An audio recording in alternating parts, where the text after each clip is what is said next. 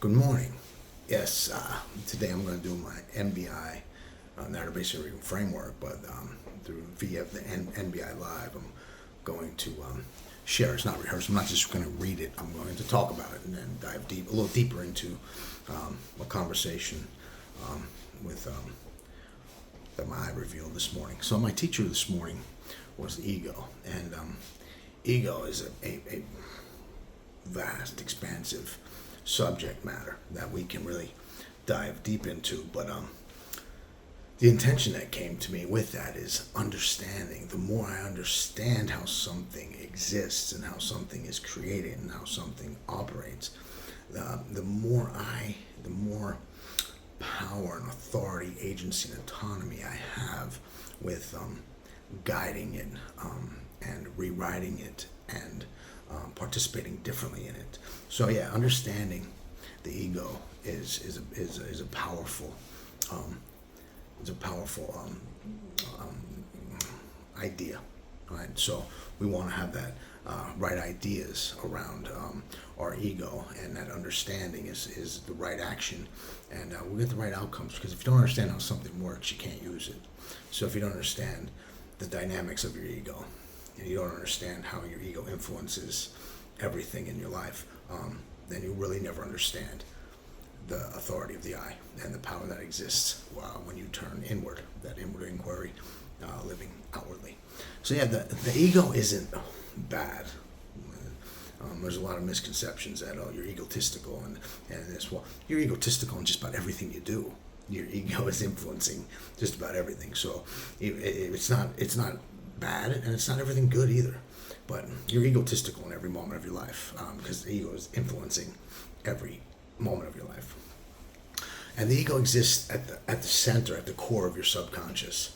And it's vast and filled with millions of identities based in past experiences. And they're all capsulated in life loops. You make about 30 to 60,000 decisions or choices a day. And that means that those events, situations, and circumstances are happening rapidly and perpetually. They just don't ever stop. So no matter what that event is, whatever situation or circumstance is, it's exposing you to something new or familiar. Even if it's something new, your brain is trying to connect it with something familiar to make sense of it. Why? Because every experience we've ever had, significant or insignificant, our brain and mind create a relationship with that experience. The relationship to the experience is the narrative that we have written to make coherent sense of that experience and coherent sense of the world around us. And that relationship, experience, narrative creates a memory, and every memory is attached to an emotion. That all happens in the unconscious mind, in the creation and construction of that memory. But those life loops we walk in and out of, they're constant all day. A lot of them are revolving life loops. And once we identify one, we can complete and close it, or we can center it and continue to circulate with it. Not all life loops are detrimental. A lot of life loops are beneficial. You don't want to mess with those. You don't want to mess with some of those life loops that are benefiting you. But once we spot it, we got to do something about it, right? So if we spot it, we got to do something about it. So those life loops and the identities live in them. So no matter what situation, circumstance, or event, it's going to activate an identity. So there's millions of identities are based in those experiences. And how does that work? That's in the unconscious primitive mind. That all works in there. That's where the ego and your narratives are created. And those narratives, those neural narratives, is what gives birth to the neural pathways, the thinking, choices, and behaviors. They're just automatic. The brain does this as a default mode. Why? Because the brain says we got a lot more important things to do than worry about the next event. So let's just protect and predict what's going to happen. Let's predict what's going to happen so we can protect ourselves in that. And it's because the primitive mind is all based in safety, security, and survival. So of course it's going to want to predict and protect. But anyway, that's just how the brain functions. And the mind follows suit. All right, the mind just follows the directions of the brain. The brain functions, the mind movements. That's how it flows. And 95% of our day is based in decisions. Our decisions are based in the subconscious ego. Again, prediction, efficiency. The brain says, we got to worry about our heart beating. our blood circulating, our lungs breathe, all those different things. And the brain says, well, we don't have a lot of energy to give to situations. So let's just create some narratives, create some pathways, some thinking, choice, and behaviors that are automatic, autopilot. And so that's 95% of our day. 5% of that day is conscious. And the power in knowing about that conscious 5% is that's when we have the opportunity to stop and return to the I and expand on that 5% and really participate differently and reprogram that autopiloting. That's the power of narrative-based interviewing, when we start reprogramming and reconditioning that autopiloting subconscious. That's key. We're not going to get too much into that today. But the ego and the I exist in the same place. They coexist. The ego has just been so prominent and dominant because, again, it's just how our brain and mind work. We haven't been aware of it. So if you don't understand it, there's no way you can have a new lens of awareness around it. But the yings and the yangs, the ego and the I have the yings and the yangs. So the ego gains a lot of insight from the I. Why? You got fear and faith. Faith is intrinsic to the I. The ego creates fear, but leans into faith in moments that we want to face. There's a lot of different things there where the yings of the ego tap into the yangs of the I, and vice versa. The yings of the I tap into the yangs of the ego. And that's a different dynamic too. But the ego demands a narrative. It demands a narrative. The ego can't create a narrative identity without a narrative of the experience. And those identities are protective measures. So if we don't understand that, there's no way we can go back and make the unconscious conscious, right? And rewrite that narrative. When we write that narrative, we rewrite and reframe the narrative identity. Because we wrote the narrative, we wrote the character, the identity into existence. So that's the power of NBI. We can make the unconscious conscious and not call things fate like Carl Jung, right? We're not going to say that. When you don't make the unconscious conscious, things just happen, we call it fate. No, we don't have to do that. We write our future into existence now in the evidence of our truth, right? Not taking the echo and the past into consideration, but not allowing the past identities to dictate the moment. Carl Jung talked about the shadow, right? And the shadow is important. Understanding this is an important part of the ego and I. It's not evil or demonic. A lot of misconceptions is everything shadow is dark and evil and demonic and it's not. It's the shadow is everything you conditioned yourself to view as unacceptable. And that unacceptable doesn't mean wrong.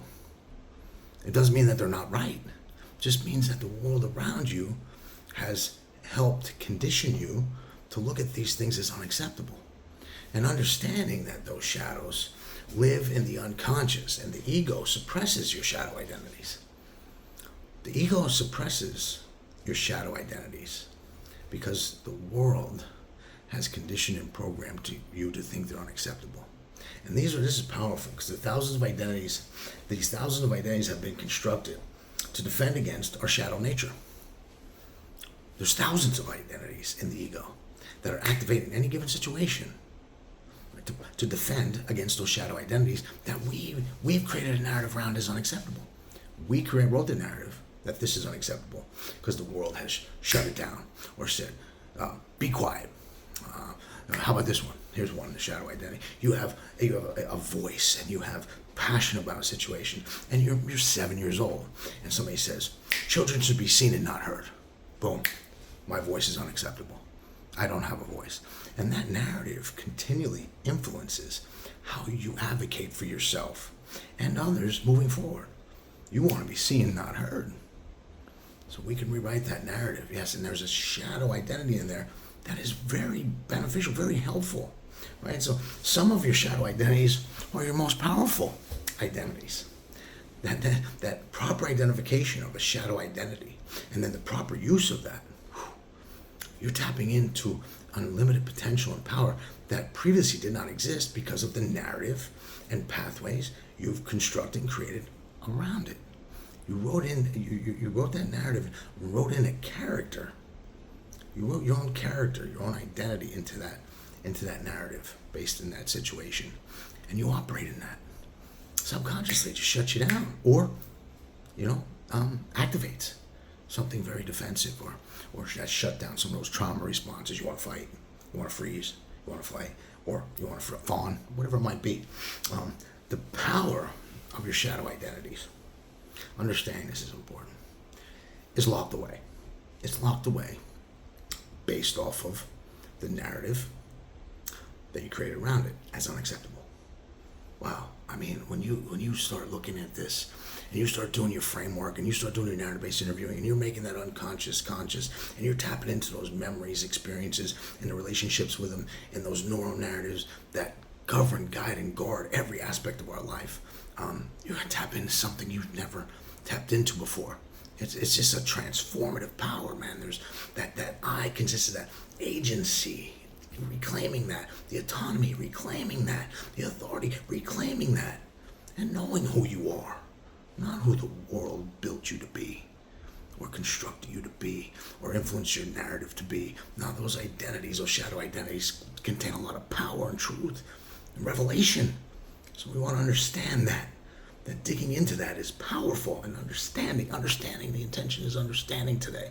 And I want you to hear that. I want you to hear that your ego is not bad, and your shadows are not bad. They're not evil. They're not dark. No, these are all things that strengthen you, that make the life, that quintessence, ideally perfect, all aspects of your life come into living truth in the now, right? I get a little passionate about that. Understanding that our power is locked away based off that shadow identities that we wrote narratives as unacceptable. Understanding that this narrative-based interviewing is going to unlock parts of the I that transcend. Yes, we tap into the unconscious memories and experiences and relationships and narratives. We're tapping in to rewriting an entire living truth life. We want to be living in the truth, live truth, the living truth of who we truly are. And that is allowing us to understand that we have to stop suppressing and repressing and shadowing some of those identities that bring transformation. We've just been missing some of them because we've been suppressing them, because the world, we just tell ourselves they're unacceptable. Just look at unacceptable. Here it is. Don't believe everything you think. Take it a step further, will you? Please, for me, try this today. Don't believe everything you think, but think about everything you believe. Because some of those beliefs are conditioned. They're not core. Your core beliefs aren't all core. Some of them are very conditioned, and you played a role in conditioning them. So if you conditioned them, you can recondition them. If you wrote them, you can rewrite them, right? So remember that. Our shadow identities influence everything. Even as we lock them away, suppress them, because we do everything in our power for them not to shine through, because we've wrapped the narrative around them as unacceptable. So a lot of what we do is to protect those shadow identities from being revealed. Because we've been told they're bad or they're evil. Some of them can be. I mean, we our shadow identities are what speak to us a lot. The desires, the lust, the gluttony, the envy. Sure, those shadow identities exist, and we can balance them out by returning to the intrinsic qualities of the I. The innocence, purity, and freedom. Right? Those three roots that everything else branches off from is what we can do to really sit with those desires, the lust, the envy, the gluttony, all those different things you want to call the 7 deadly sins, whatever you want to call them, whatever. They're there. We all have them, and we do everything to protect against them, when really we should invite them in, sit with them, name them, and rename them, right? As growth, as progress. Put that work in. We're all in that process. That process requires that we want to make progress, but what's in the middle? The work. We got to get into the work. And NBI gives you that work, gives you that framework, right, to do the work. And you look at all these different things. It's cause and effect. So we have the cause, which is that intrinsic I most of the time. And we put some effort into that cause. Then the world says, whoa, stop, no good. We don't want that. No, you can't, that's not acceptable. Then the effect is suppression. We suppress, right? So it's really important to understand that no matter how hard we work to suppress and shadow some of those shadow identities that exist in the ego and the I, they're influencing our life no matter what. No matter how hard we try, they're playing a role in every decision. So yeah, I just want to talk about the ego today. I can go deep into that, man, the continuum of the mind, all that. I just don't want to get that deep into it. But here's the idea. I have the teacher was ego, and my intention is understanding. So my narrative construct is I am understanding. And when I look at that, I can be patient with myself. I can be compassionate with myself, and a generous serving of kindness with myself, while I'm investigating the outward things that told me it was unacceptable. But how do I do that? By the inward inquiry. I return to the I. That's where my living truth exists. I can have live truth in the now by the inward inquiry, returning to where everything started, the I. So my purpose driving my intention of understanding is from Luke 12:2. This is what it says. There is nothing excluded that will not be included. There is nothing hidden that will not be made known. That's telling us right there, man. Let it be known. Sit with that. Befriend the shadow identities. They're influencing your life no matter what. In the now, the evidence of your truth now, that suppressed truth is influencing. So make it familiar. Don't run from it. Let's not hide from it. Let's not allow great fear. All right. So in that case, like I said, teacher, ego, intention, understanding. So I pray and ask God to allow His glorious and revealing light to flow from Him to me, through me, from me, and back to me, creating living truth in me and all around me. Stay blessed. Keep interviewing. And I love you.